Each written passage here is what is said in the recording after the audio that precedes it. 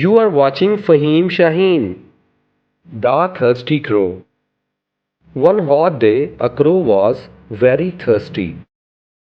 He searched for water everywhere, but there was no water anywhere.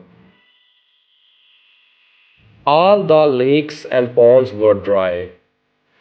At last, he saw a jug in a garden with very little water in it.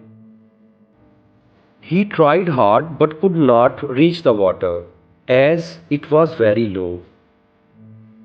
He picked up pebbles one by one and dropped them into the jug.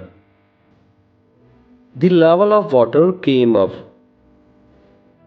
The crow drank the water and flew away feeling very happy. Moral of the story: where there is a will, there is a way. Thanks for watching. Thank you.